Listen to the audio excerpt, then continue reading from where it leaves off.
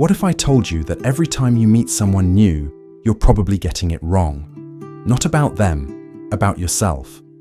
There's a psychological phenomenon that affects 100% of us, and it's been secretly sabotaging your social life since you were 4 years old. Let me paint you a picture.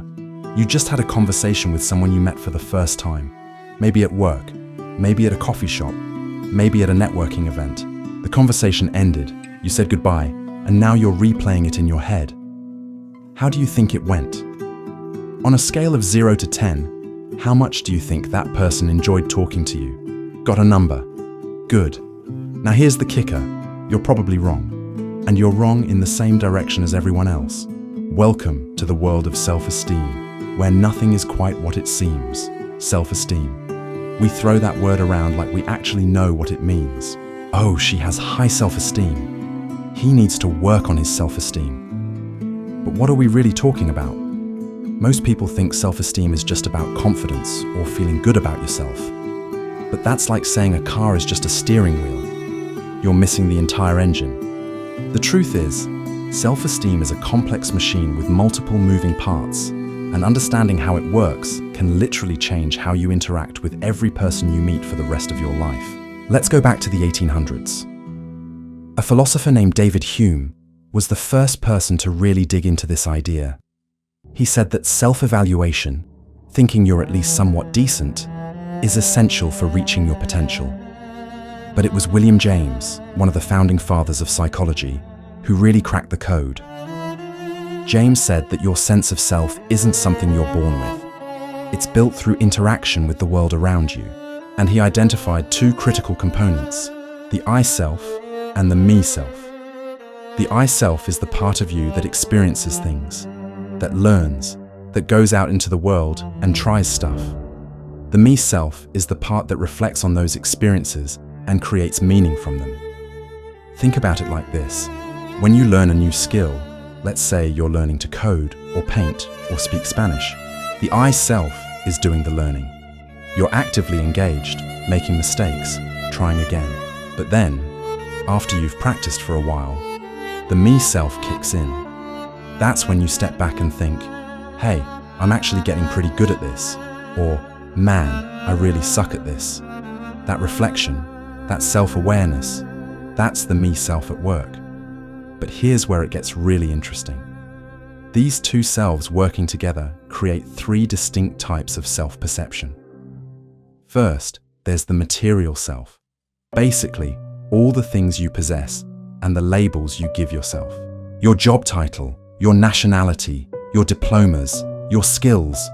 When you think, I am a teacher, or I am creative, or I am organized, that's your material self talking. Then there's the social self, and this is the big one. This is what other people think about you. Or more accurately, what you think other people think about you. See the problem? You're trying to read minds, and spoiler alert, you're terrible at it. We all are. And finally, there's the spiritual self. No, not spiritual in the religious sense. This is your self-description based on your possessions and what you believe others think of you. It's the story you tell yourself about who you are. All three of these selves working together. That's what William James called the great self. That's actual self-esteem, not just confidence, not just feeling good. It's this entire complex system of self-perception. Now, fast forward to today. Modern psychology has discovered something absolutely fascinating about how this system works in real social situations. Remember that conversation I asked you about at the beginning? The one where you rated how well you think it went? There's a term for what you experienced, the liking gap. The liking gap is the difference between how much you think someone liked talking to you and how much they actually did. And here's the shocking part. Almost everyone underestimates how much the other person enjoyed the conversation. You think you made a 6 out of 10 impression. They're thinking it was an 8. You think it was okay. They thought it was pretty good. You think they probably don't want to talk to you again. They're actually hoping you'll reach out. This isn't just in your head. Scientists have studied this extensively since 2005, and they found this phenomenon appears in every culture they've examined. Even more mind-blowing, children start showing the liking gap at 4 years old. 4. That's how deeply wired this is into human psychology.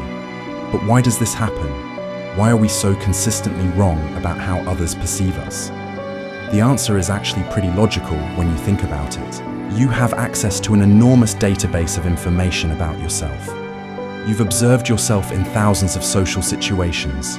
You remember every awkward thing you've ever said, every joke that didn't land, every time you stumbled over your words. You have decades of data about your own social performance. But that other person? They just met you. They have exactly one data point. This conversation, right now. They don't know about that embarrassing thing you said at a party 5 years ago. They don't know about the time you completely bombed a presentation. All they know is what you showed them in these few minutes. And chances are, you were fine. Maybe even better than fine. The problem is, you're judging yourself with a massive sample size, and you're trying to guess what they think using that same harsh standard. But they're judging you with fresh eyes, no history, no context. Just this moment. And most moments, when we meet new people, we're putting our best foot forward. We're trying, we're engaged, and that actually comes across better than we think. For people who are shy or introverted, the liking gap is even bigger.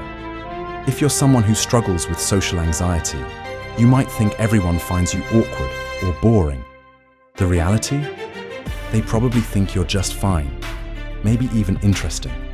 But because you're so worried about how you're coming across, you magnify every little perceived mistake in your mind. So what do we do with this information?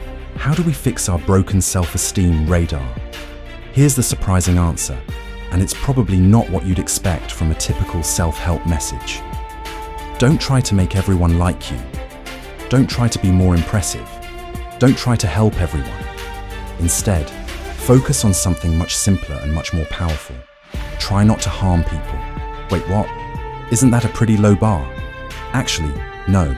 Trying not to harm someone requires something that trying to impress them doesn't. It requires you to actually know them, to understand them, to pay attention to what might hurt them or offend them. And that's hard work.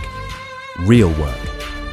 If you're in a conversation and something genuinely helps you, if someone says something insightful or useful, tell them. Be specific. Don't just say, thanks. Say, hey, what you said about X really helped me. Thank you. Be genuine. If there's nothing specific to thank them for, that's fine. A simple, nice talking to you is enough. And here's the secret sauce. When you start focusing on not harming others instead of trying to impress them, something magical happens to your social self. You start getting better feedback. You start understanding how your words and actions affect people. You become more calibrated to reality. And ironically, by trying less hard to make people like you, you probably become more likable. Your self-esteem isn't just about how you feel about yourself, it's about the accuracy of your self-perception. And the liking gap shows us that most of us are walking around with a distorted mirror, seeing ourselves as less appealing, less interesting, less valuable than we actually are. So the next time you finish a conversation and start second-guessing yourself, remember this. You're probably wrong. They probably liked you more than you think. Your material self, your skills, your knowledge, your personality came across just fine. Your social self, what they think of you, is probably better than you imagined. And your spiritual self, the story you tell yourself about who you are, maybe it's time to update that story, because the science is clear. You're more likable than you think. You make a better impression than you realize. And that awkward thing you said that's eating at you, they probably already forgot about it. The real question isn't whether you have good self-esteem. The real question is whether your self-esteem matches reality. And for most of us, we could stand to think a little better of ourselves. Not because we need to be more confident or more positive, but because that's what the data actually shows. You're doing better than you think, and now you know why.